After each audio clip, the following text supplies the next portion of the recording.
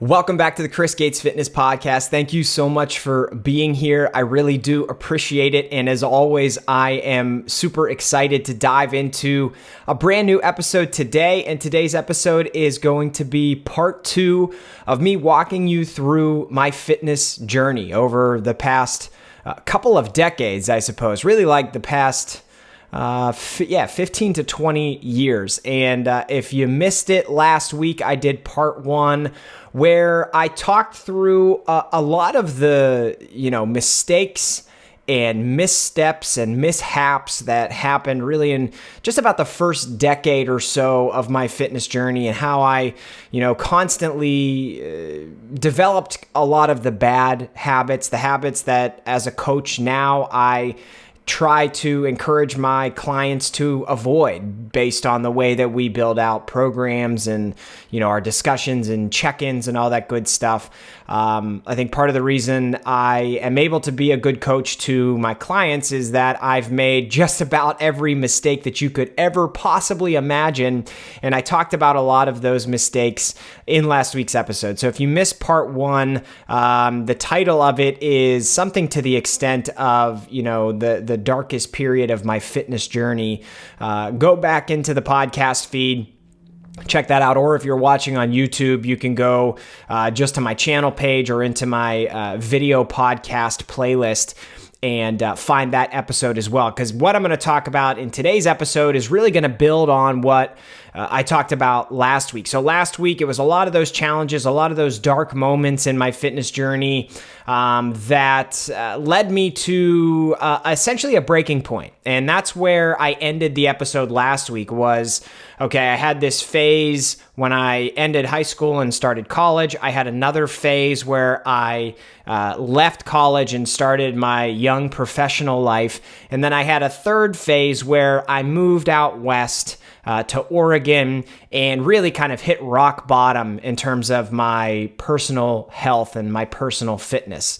And that's where we left off. I was at this point in my journey where I was desperately trying to get back home, to get out of the West Coast, to get back home so that I could get to a place that would support my wellness more. If nothing else, get me around family and friends, the people that I loved, the place that I loved, and surround myself with things that made me feel like I had purpose again. And so that's where I'm going to pick things up with in today's episode, where we're going to talk about the path moving forward. So what happened when I did move back? How did I move back, and how did that process operate? And then from there, really things started to pick up and move in a positive direction. And there still were peaks and valleys, but I started to learn the right way to do things and the right way to piece all of these different elements of fitness and nutrition together to finally start seeing the progress that I was never able to make earlier in the first decade of my fitness journey. And obviously, it went well enough that, I ended up starting a business because you're listening to this podcast and I coach other people and they're successful. So it definitely turned in a positive direction. But I continued to have some, experiences where I needed to pivot and make sure that I was doing what was going to support my overall health the most. So we're going to dive into that in today's episode and wrap up everything about my fitness journey. I appreciate the amount of feedback I got from part 1, last week's episode. It really kind of warmed my heart to get some feedback from people who said, yeah, you know what, I have experienced things like this, and I appreciate, you opening up on the podcast. It's definitely one of the more emotional episodes I've recorded, and no, I did not break down and cry, so if you haven't listened to it, you're not going to get that, but it's just uncomfortable looking back and speaking out loud on a podcast to a lot of people about all the stuff you screwed up and all of your insecurities and the way that you kind of ran your health and your body into the ground. It's not a fun thing to do. So I appreciate the support that folks reached out with afterwards. And I'm excited to dive into it today. So we're going to get into part 2 here in just a moment, but I can't do that before reminding you that training camp is almost here. I am so unbelievably pumped. At the time of releasing this episode, training camp opens in 1 week. And if you have missed my last month plus of podcast episodes and you have no idea what I'm talking about, I'm going to walk you through it here as quickly as I can. I am starting an online fitness training camp. And what that is a 90-day challenge for you to build habits that promote long-term health and success with your fitness goals. And it's all, like we're talking about how long it took me to experience success with fitness. The best thing I can do as a coach is help people avoid so many of the mistakes. I mean, I talked about it last week. It took me a decade to figure things out. I wasted 10 years of my life. And part of what made me really emotional last week was that a lot of those years were some of the best years, the best potential I had to make progress with wanting to build muscle and get stronger and change my body composition because, when you're in your 20s, you're pretty much at the peak in terms of health and what you can throw at your body and what your body can handle and, the testosterone you've got flowing through your veins. I wasted all of that. And so what I really love as a coach now is to be able to help people not make a lot of those mistakes and experience progress more quickly, more efficiently, and more sustainably. So that's what training camp is all built around, is I want to set you up with a customized training program. So I'm not going to be throwing a template at you. Everybody that joins and signs up for training camp is going to get their own customized, personalized training program, as well as nutrition strategy to work you toward the goal that you have. Whether it be building muscle, burning fat, whatever the case may be, we're going to put a program together for you to work you in the right direction. And then along the way, I am going to challenge you. It's called a 90-day challenge for a reason. I am going to challenge you to develop habits that truly lead to long-term success. Okay, so we're going to focus on things like your overall consistency with what we're working on. Are you hitting your workouts for the week? Are you hitting your daily step counts? Are you tracking your nutrition? Are you doing the fundamental things that are going to help you make progress in the first place and then maintain that progress long term? I'm going to challenge you to do that, to be as consistent, as ruthlessly consistent as you possibly can be. We're going to focus on daily activity in one of our challenges, where trying to get you up, move more throughout the day. We have so much research on how beneficial daily movement is and step counts for your overall health and longevity. So we're going to do that, okay? Because that's going to promote long-term success for you.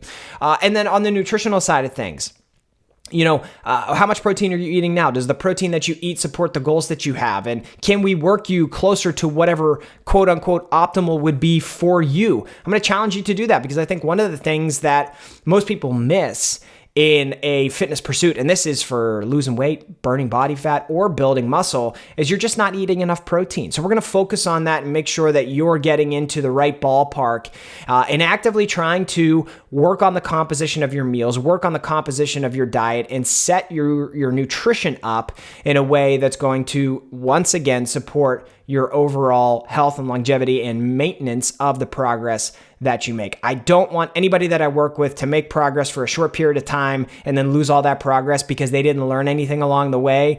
That's what so many templates do for you. You can search for free programs online. You could do what your friend or your relative did to see progress, but that's not specific to you, which means you may struggle, and you probably will struggle, to make the progress that you want if you do a cookie cutter program. We're going to make it specific to you, and I'm going to encourage you to develop a lot of the habits along the way that are going to promote long-term success, okay? And at the end of training camp, there will be some spots open for folks, so if you have a great time in training camp and you want to continue with one-on-one online coaching, that opportunity will be available. When coaching applications open up, for training camp, which is going to be August 7th, I will be offering 50% off the first month of training camp to everybody that listens to my podcast. So when you submit your application, make sure in your application that you note, hey, I heard about this on your podcast. I would love to get that 50% discount. and you will get 50% off your first month. What's more, like, I'm going to be giving stuff away during this challenge. I'm going to be giving away prizes to people during the monthly challenges for people that do a really good job. And these challenges are going to be kind of twofold. I'm going to be challenging you to do the specific thing. So there's going to be like the data on how you did, but then I'm also going to be checking in with you on a weekly basis to find out how you handled the challenge, how you found creative ways to do more of that thing on a regular basis. And then afterwards, okay, how do you plan to incorporate this into your daily lifestyle moving forward? So it's going to be part data, but then also part like your experience. And I'm going to handpick the challenge winners based on who I think did the best job and also learned the most. So it's going to be awesome. I'm going to be giving away free home gym equipment. I also have some supplements from the company that I work with, Legion. I'm going to be giving away free supplements to people throughout the challenges as well. And that's going to be a lot of fun. And along the way, in addition to these challenges, I'm going to be doing Q&As specifically only for people who sign up in training camp. So if you have questions along the way, I will be compiling those and releasing private Q&A videos to everybody that's signed up for training camp so that you can get your questions answered and hear other people's questions get answered, because that's going to help you learn even more, and that's going to help you build your knowledge base, and again, really make this a beneficial process for you now and into the future. So I'm unbelievably excited to get that all started. There is a link in the show notes to this episode to my website with my article about training camp, all the details and what you can expect when you sign up. And while you're on my website, make sure you find out where the coaching application page is, because on August 7th, you will be able to apply for training camp. And when you do that, I will reach out to you and we'll start talking about how it all works and what we might build for you with a program. So I said this last week, I'm going to say it again. However you remember things, make sure you remember August 7th, okay? If you have a calendar in your house, write it down. If you keep track of things on your phone, I feel like most people do that nowadays. Put it in your phone, schedule an alert, put in that alert, sign up for Chris Gates's training camp, put the URL to my website, chrisgatesfitness.com, in that alert on your phone,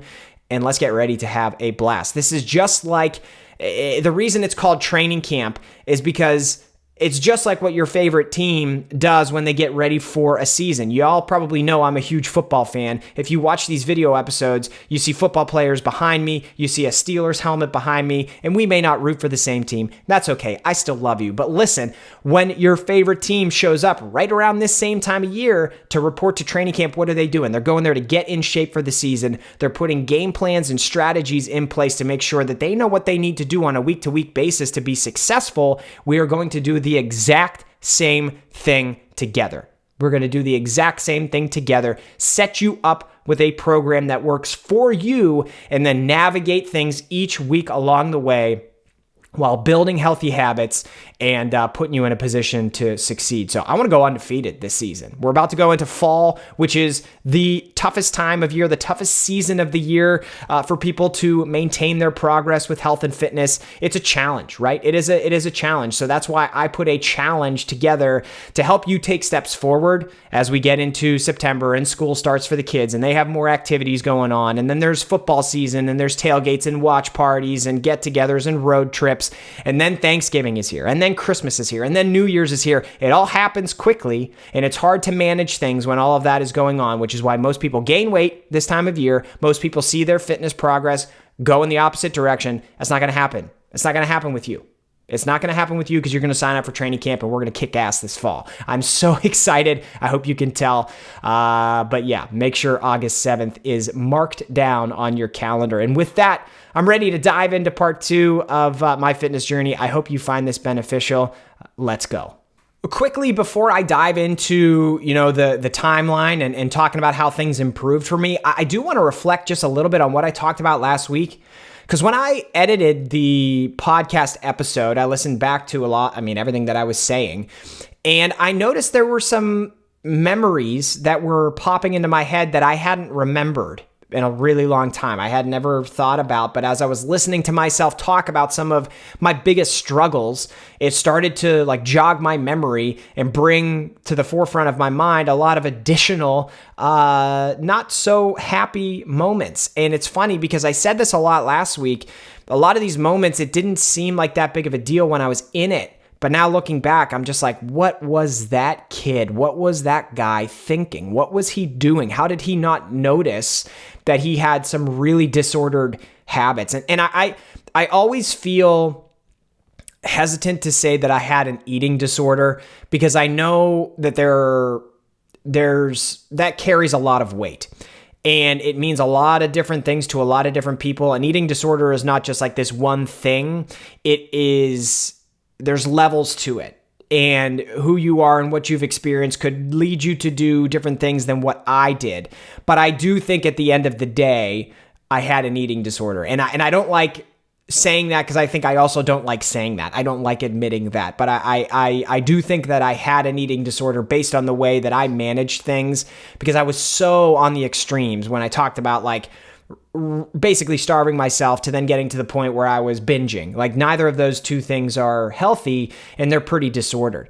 But so some things just started popping into my mind. Like when I was in college, I had this memory of we would go out to drink. And when you're in college, like we would go out binge drinking, right? We would just get absolutely hammered. And then on the way home, I have this memory of one night. My apartment was right next to a Sheetz gas station, and we normally would like just go there, get food after the bars, and go home and crush it, and then fall asleep.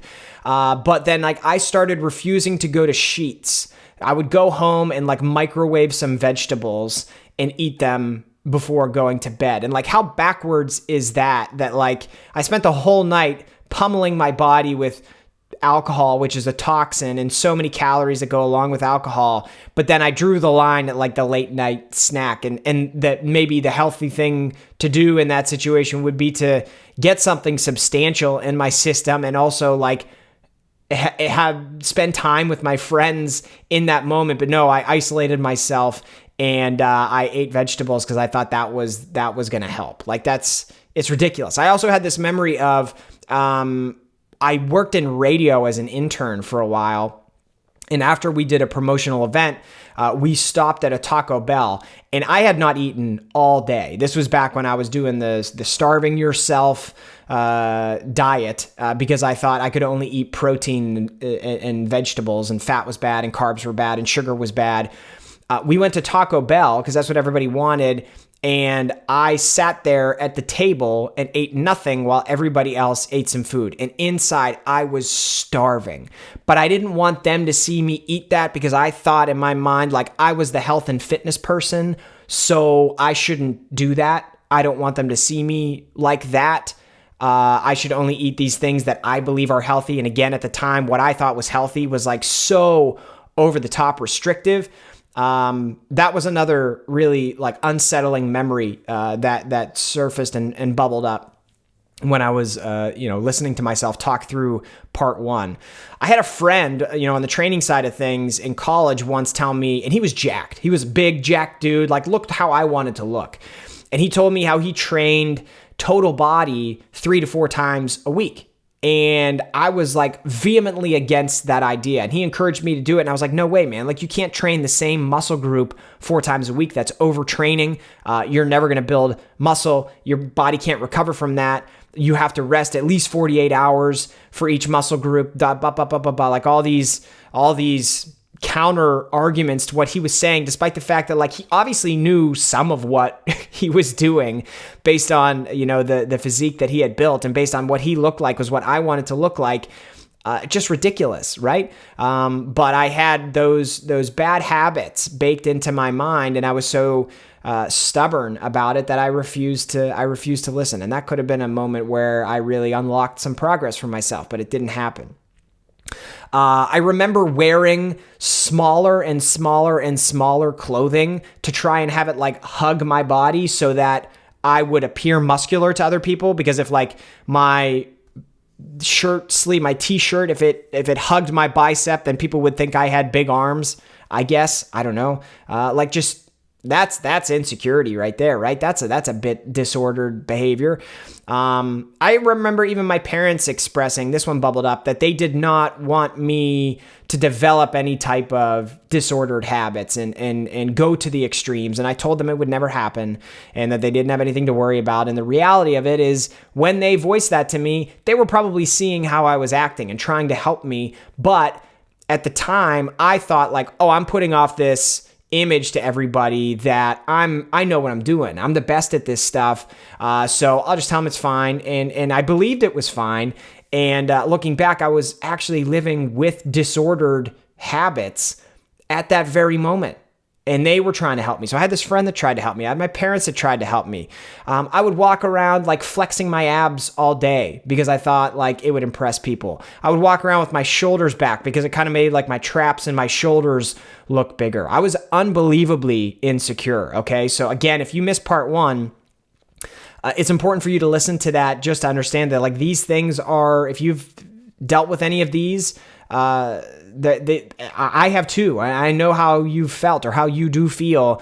And you can get a long ways away from this stuff and really improve your health. It doesn't signal the end. You don't have to live like this, but I lived like this for a really long time. I constantly thought other people cared way more about me and what I thought I stood for than they actually did. And because of that, I acted very irrationally.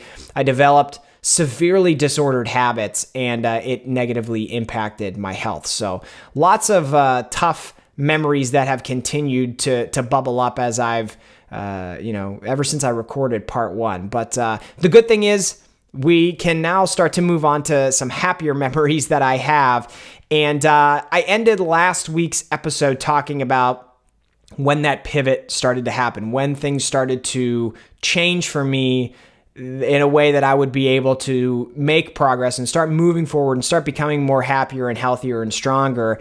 And so that's where I want to go now. Let's start to dive into the next phase of my fitness journey, which was coming back home to my home to work on my wellness and then make a promise to myself, actually a set of promises to myself that I was not going to back out on. And I was finally going to do everything that I could in the most logical way that I could to start making progress. All right, so I eventually received that job at the University of Pittsburgh that I mentioned in part one. I spent all kinds of time out west as things got really bad, applying for jobs. I was looking for anything in higher education since that's what I was working in higher education out west.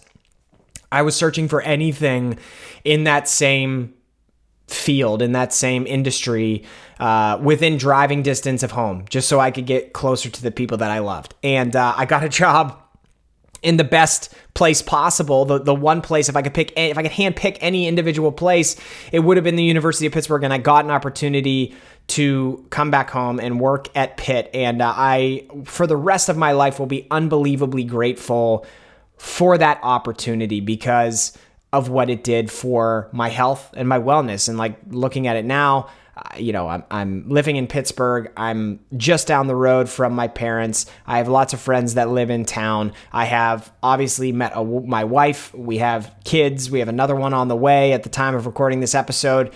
Everything about my life has improved dramatically. And it started with that opportunity to come back home and get that job at Pitt. So that happened in the summer of 2013. And I will be forever grateful for that opportunity because Pitt has always been part of my life and something that I'm very passionate about. Pitt football, Pitt sports. I spent a lot of time as a kid on that campus because my dad went there. And so he would always take us to campus for the games and stuff. And it had always held a special place in my heart because of that. And then it basically saved my life, which is emotional to think about, but it basically did. It basically saved me, and like I said, I'm forever grateful for that. So once I came back, to spend some time settling back into things. There's so much, like when you move across the country, there's so much involved in that. So just like getting back home and then trying to find a place to live, furnishing that place to live, getting all my stuff back from the West Coast. I spent some time living in my parents' house before I moved into an apartment. So there was a decent amount of time there in like that first year or so where I was just trying to get my feet back underneath me. And then once I did, I really made a conscious decision, and this is at the age of 27 now, so 9 years ago, I made a conscious decision that it was time to put up or shut up. Like, dude, you've made all these mistakes. You've done all these stupid things, and it's becoming a bit more clear as to like how these things are not contributing to what you say you want for your health and your fitness. It's time to it's time to fucking stop. Like, start doing what you say you want to do. And so I took some time to think about that. And like, okay, if I'm back home, I went through all of this stuff. I went all the way to the other side of the country and back in a year. I need to capitalize on this because I was just given an unbelievable opportunity, and it's time to put up or shut up. So I made some promises to myself. And the first one was that I would just commit to being ruthlessly consistent. Because, at this point in time, now we're talking about 2013, 2014, a lot of the information is becoming better in terms of fitness and building muscle and how to do it. There's more information. There's more quality information. And, it was more accessible. So you're able to find a lot of resources on YouTube now. And like the Google searches were getting better. It wasn't only fitness magazines at the local grocery store. So I began to figure out, as I was finding some of these experts in the field, and, some of the people I credit are like Eric Helms and Lane Norton and Brad Schoenfeld, like these research experts who are actually doing the work to help guide people like me and like you who want to change our health and fitness in some way. I began to start to notice trends where so many people were saying it's all about reps. And I don't mean repetitions, like, oh, what's the best rep range? That's not what I mean. What I mean is I started to understand that the more they were saying was, if you are in this, you need to be in it for the long haul. And the people who have experienced the most progress are the people who have been doing it for 5, 8, 10, 15 years. And so that helped me reframe really what I had thought to that point, which was like, how can I get to that point the quickest? And that led me to go to the extremes. So I said, you know what, I don't care how long this takes. I'm just going to commit to being ruthlessly consistent. I'm going to show up to the gym. I'm going to put the work in, and I'm going to figure out how to build a diet for myself that was going to support the goals that I said I have. So I invested a lot of my free time since, again, I had done all this moving around the country. I didn't have a girlfriend. I didn't have really anything outside of my job that was occupying my time. I decided to invest all of that free time into researching exactly how to accomplish what I wanted to accomplish, which was, again, my goals have always been to build muscle and get stronger while improving my health. So I started going to the YMCA just down the hill. I would go there, show up the same days, same times, no excuses, okay? And that didn't mean every day. I had rest days, so don't get it twisted. But I started getting consistent. And I also jumped on a strength program. So for the first time, I jumped on an actual program, not a DVD, not Beachbody, not P90X, not some workout I saw in Men's Health that a bodybuilder said he did, but he really didn't actually do. No. I had heard so much good stuff about Jim Wendler's 531 strength training program that I dove into that because all I had heard was really good feedback on getting stronger. Everybody that does this program seems to get stronger. And so I dove into 531 and I ran that for a really long time. And I worked on my squat and my bench press and my deadlift. And these are compound barbell exercises that I had really never consistently done before. So it took some time to get used to those movements and those movement patterns. But it was a kickoff that really kind of fascinated me about the idea of programming because I started to make progress with it. And I noticed how I mean, it's called 5-3-1 because you're doing 5 reps one week and then 3 reps the next time and then 1 rep the next time, and then you deload. And then you repeat that process again, but the numbers change. Your numbers go up because you got a little bit stronger. Now you can do a little bit more. And it just fascinated me that these little variables, tweaking these little variables and little percentages can help you get stronger over an extended period of time. It fascinated me. So I dug in deeper, started researching more, and I continued to dedicate that free time to learning about this stuff. And it wasn't just strength training either. On the diet side of things, I learned about the concept of flexible dieting, okay? And that helped me learn about macros. What are carbs and protein and fat, and how do they support the goals that I have, and how can they work me in the right direction? And I was able to finally ditch that mindset that I had of like, well, fat is bad because it says fat and it's going to make me build fat. And carbs actually aren't bad. Carbs can support my training performance. And holy shit, having enough fat is important because you can, you need to have a certain amount of fat in your diet to support your hormonal health and stuff like that. I learned how important all of these things are, and it helped me take a much more sustainable and reasonable approach to nutrition. I learned about how calorie deficit is how you lose body fat. And then the first time I did a cut, I was blown away at how easy it was because I was just managing my calories appropriately. I learned about a calorie surplus for building muscle and protein. And then finally, I was able to add weight to my body in like an efficient manner, not balloon up 10 pounds within a couple of weeks because I'm just binging and eating on Chipotle and beer all the time. And so then because I knew about a deficit and a surplus, I also understood what maintenance meant. And as I learned these things over the course of 2 to 3 years, I made more consistent progress than I ever had before. And I changed my body. And, it really made me start thinking about the future because I committed to being ruthlessly consistent. And I was like, okay, well, how can I continue to learn more about this stuff? How can I continue to make progress and use my resources to the best of my ability to do the things that I want to do?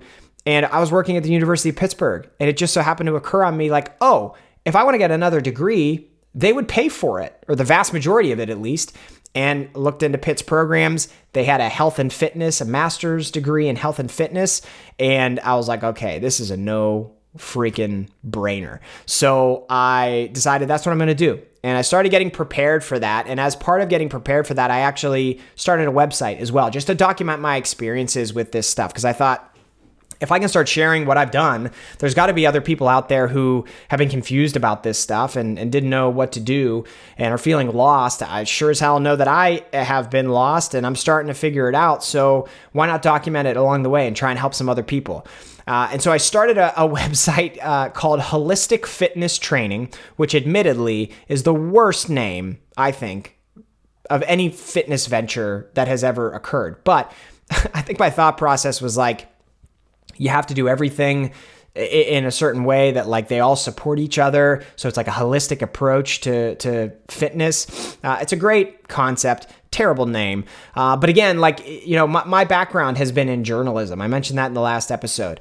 So I knew how to write. I knew how to communicate to people, and it seemed like this was the best way to package things together and try to help people. So despite the terrible name, it still ended up being somewhat popular and it gained some traction. And those blogs, in writing the blogs, at first was just documenting what I was doing. And then I started to kind of write on more overarching concepts about some of the principles that I'm focused on, which led me to research things even more.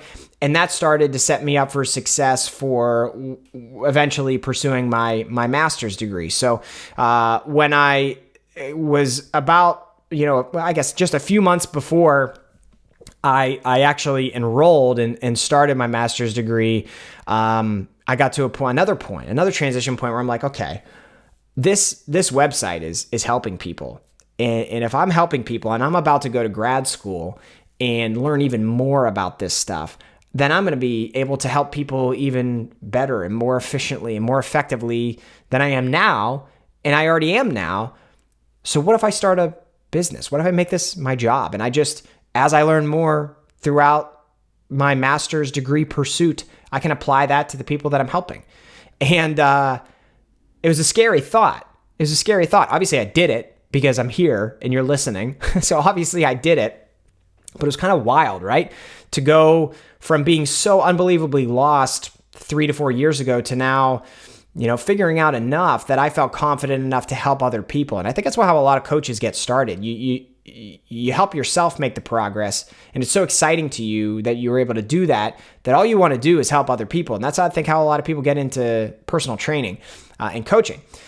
So it was a bit of a wild thought. It was wild that I got to that place that quickly. And yes, 3 to 4 years is quick for this stuff. But like I had a job. I was working on myself a lot. I was writing blogs for this website, and that was going to be a considerable amount of additional work that I was thinking about introducing into my daily and weekly routine. So I talked to my wife about it, and she was getting ready to start grad school too. And she was enrolling at Pitt. She was getting her MBA. So we were both going to do this together. We wanted to get it done before we started to have a family because that just seemed like the best way to do it. We didn't want to have kids and also be trying to study and get our masters. And I've worked with clients who have done that, and I don't know how they do it. But we were getting married, so I guess that's an important point. At that time, we were not married. I talked to my wife about it. At that time, she was my fiance. So we were also planning on getting married, which was going to start the first semester of grad school. So toss that into everything else, right? There was a lot of stuff on my plate. And she was supportive. She's supportive of everything I do. I think at the same time, she had some questions. Maybe there was a little bit of apprehension, a little bit of concern. But we talked about it, and I was like, who cares? Like, if I open the business and nobody signs up and nobody wants to work with me at first, who cares? That's okay. I'll just... the goal is not to have a successful business the day that I start grad school. It's to have a successful business when I'm done with grad school. So nevertheless, I went through it. I launched my business, and I had a handful of people sign up at the start. And interestingly enough, 2 of the people that signed up at the very start of my business back then, which was 6 years ago now, 2 of those people I'm still working with today, which is unbelievably cool. So I went through it with it. I launched my business, started grad school, we got married, and really the rest is history. I did exactly what I wanted to do. So remember, I said, I wanted to commit to being ruthlessly consistent, right? Ruthlessly consistent with these things that I never could do the right way consistently before. And that thought process just trickled down to all of these other things that I wanted to do after that. So I wanted to get into grad school. I wanted to start a business. I just decided with each thing that I truly want to do, I'm going to be ruthlessly consistent about it, because it's not about success in a month. It's about understanding how to apply yourself consistently to something that you find to be true, or that brings you fulfillment, or that you truly believe in. And then you do that over and over and over and over and over again. And you get better at it because you rep it. You do more reps of that thing, you improve at it. And in this case, then I was able to help more and more and more and more people. The rest has been history. That has helped me continue to be better in my own fitness journey, learn more about the things that are going to help me, but then also learn how to help my clients. And it's just been all such a positive experience. And it goes back to that promise that I made to myself of being ruthlessly consistent. And that's something, what I want to talk about before we wrap this episode up is lessons that I've learned from all of these experiences that I've walked you through in this episode and the previous episode. That's one of them, okay? That's one of them. Is just committing to being consistent is going to take you so far. And having that long-term mindset where you're not focused on how do I get there tomorrow, but how can I just do the things that support the goal that I have? And it'll take care of itself in time, however long it takes. However long it takes is however long it takes. I think it's a really important trait. But as we come to present day, something that I have wanted to recap just a little bit is how I've applied, basically all of these mindsets and thought processes and experiences and lessons learned into the most recent transformation that I've gone through, which was a body recomposition process that lasted more than 500 days. So talk about patience, right? It's not about how to get there tomorrow. It's about how to get there. And you'll get there when you get there. I went on a a journey to change the composition of my health and my body again. And this time, it was because I had experienced a lot of progress with strength, with building muscle and building strength. And if you know anything about doing that, you know that it involves being in a calorie deficit, it involves being in a calorie surplus for an extended period of time. And so I had spent most of 4 to 5 years in a surplus, which meant in addition to building a considerable amount of muscle and strength, I also put on a considerable amount of excess body fat that I just didn't need to be carrying anymore. And it wasn't anything that was negatively impacting my health, but I know enough that I could maintain all the progress that I had built at a lighter body weight and just be more comfortable at that lighter body weight. And because of that, things like my heart and my organs wouldn't have to work quite as hard, and that's good for your overall health. So I started this most recent journey, and it began at the beginning of 2022, okay? I started that journey at around 190 pounds, and that's a little bit heavy. That's a little bit heavy for my frame. I'm somewhere between 5'10" and 5'11". And I wanted to get to, like I said, I wanted to get to a healthier body weight, and honestly never really touch the 190s again. I don't really desire to get back to that place again. Health is my primary goal. And at this time, so if we're talking about the beginning of 2022, I already have one daughter, and in January of 2022, our second daughter arrived. So really starting to think about health and longevity for my family and what's best not only for me but for them, so that I can be around as long as possible. So I set out 2022 to get to that place where I can still have these goals. I still want to build muscle. I still want to get stronger, but I want to do it in the lens of overall health. And so what I did is I hired a coach. I hired a coach, and I broke this into really 4 stages. And stage 1 of this body recomposition process was hiring a coach, because with our second child coming, it was going to be crazy for a little while. Having one kid seems like the biggest transformation ever until you have a second. And then you realize, man, one was easy. And we're actually now getting ready for our third baby girl to arrive. So now I'm thinking, 2's not so bad, but 3 is going to be terrifying. So I hired a coach because I was just I am trying to manage, my job, my business, my family, my fitness goals, and all of my clients' programs. I just don't want to have to worry about my own programming. So I hired a coach, had him handle that for me. And we started off 2022 in just a maintenance phase. January to May was a maintenance phase because the baby was coming, then the baby was born, then the baby was here. And if you know anything about having a baby, the first 3 to 6 months of your life, it just is totally unpredictable. So he helped me through that. And then we got to, the middle to end of May, where we went into stage 2, which was fat loss. So I went on a cut that summer of 2022, lost, I think, about 15 to 16 pounds of body fat. So I got down into the 170s, which was awesome. That went till about August 2022. And then for me, I felt okay, we're in more of a routine. Well, I'm in a better place. I think I can handle my own programming again. And during that period of time, I actually started diving back into the research and getting really motivated to set up my own program. So I took over the reins again of programming and setting things up for myself. And in that time frame, it's kind of similar to where we are right now.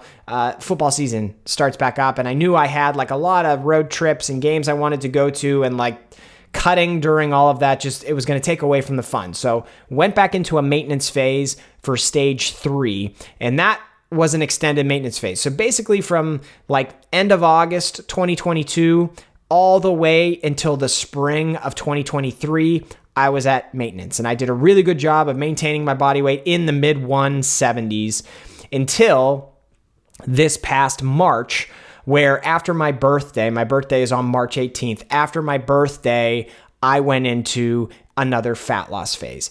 And that went from March 2023 to May 2023, where I was aggressively pursuing fat loss.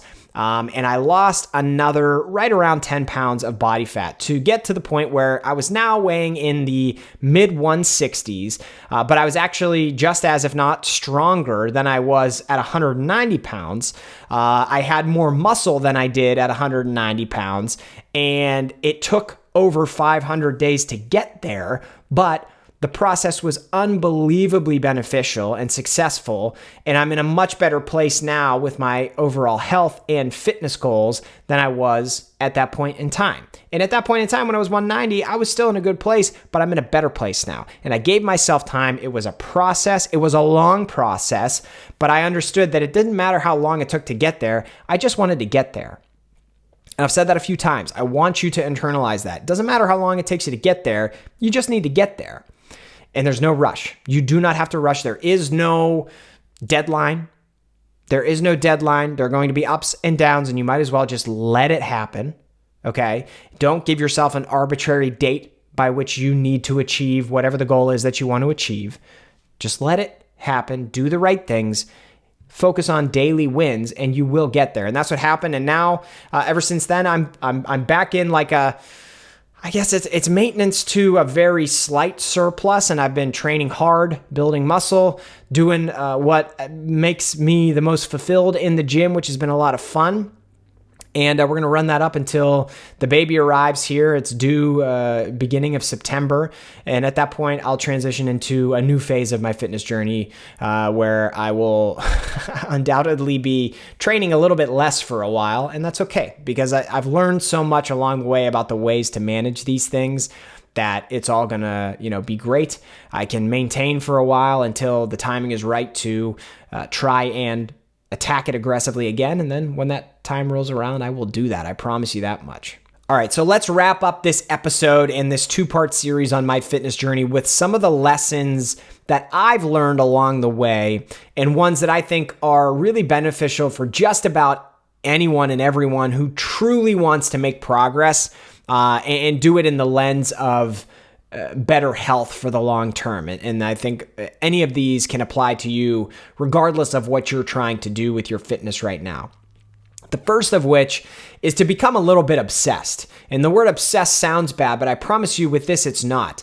This is your health that we're talking about, right? It's okay to be obsessed with your health because your health is all you have. And if you don't have your health, you won't be on this earth for as long as you could be. And that sounds shitty, doesn't it? Yeah, it is. So it's good to be obsessed with wanting to live a longer, healthier life. So doing things like losing body fat and building muscle we have loads of research evidence and data to show us that those two things, when you do them, promote more longevity. So it's okay to become obsessed with that. I want to use a metaphor here that I didn't make up, but so many people have said it. It's not considered like a bad habit or unhealthy to check your bank account every day and manage your finances and know what spending you're doing and where it's coming from and what, you should do and shouldn't do. And why is that looked at as okay when then some people will say tracking your nutrition is disordered. You shouldn't do that. You shouldn't be that focused on your diet. Your diet is like the genesis of your health. Absolutely, it's okay to do that if it's going to help you live a healthier life. And the same thing with your training. It's okay to be a little bit obsessed about your body because your body is your vessel through this life and through this world, okay? So be okay with becoming a little bit obsessed. And when you become a little bit obsessed, you're going to inherently dive deeper into what matters the most and learn what works best for you. And that leads me to my second point, is to never stop learning with this stuff. It sounds cliche, right? Sounds cliche, but it's absolutely true. I'm still, to this day, listening to podcasts, reading articles, following the best minds in the space of fitness and nutrition. And that goes for people I really agree with and some people that I don't, because I think it's important to see all aspects of the discussion. The fundamental principles They don't change most of the time, but some of the details do. So the more that you can stay up on what's happening, it's going to help you continue to navigate this fitness journey as effectively as you possibly can. It's an ever-evolving space. And, some examples of things happening right now are like long muscle lengths and lengthened partials for building muscle. There's a lot of research coming out that shows maybe the most beneficial part of each rep that you do when you're lifting weights is the part where your muscle is stretched the most. We didn't know that 5 years ago. We know that now. And if you can stay up to date on some of these trends that are happening, it can help you continue to make those little tweaks to the little variables that are going to continue to push your progress forward. Because the longer you're consistent with this, it is important to be ruthlessly consistent. The problem is that the more you're consistent, the more progress you make, the harder it gets to continue making progress at the same rate you did when you started. You will not keep making progress at that rate. You need to continue working harder and continue to inspect those variables and look at the details of your program to find the best way to continue making progress. So it takes more effort. It absolutely does. Number 3, do not get impatient. Do your best to not be impatient. And I've harped on this quite a bit, but if you want better results for the long term, better health, more muscle, less fat for the long term, then you can't get wrapped up in those day-to-day results because this is for the long term. I just said that. This is all for the long term. So why are you focused on some deadline that you set for yourself if you want to live this way forever? If you want to live this way forever, you got to do this stuff forever. So find ways to make it happen, okay? Do not get impatient because that's not the point of any of this. And that leads me to the next one. Okay, so point number 4, you're never finished. You are never finished. Don't go into this expecting like you'll hit a point where then you can stop working because you made all the progress you wanted and you'll just keep it forever. That's not how it works. Once you make progress, it's exponentially easier to maintain it, but you still have to put the work in, okay? So it's never over. You're never going to be, quote, done. It doesn't work like that. And my last point, if it sounds too good to be true, it probably is. And this is what I'm talking about with like fad diets, new, sexy, flashy, exotic workout programs, fat-burning ab workouts, Stairmaster cardio or fasted cardio or incline treadmill walking that is the hack to burn fat off your body. It's all bullshit, okay? It's all bullshit. None of that stuff is real. Those are the things that will lead you all the way back to the beginning of part 1 of this series of podcast episodes where I was operating in the extremes.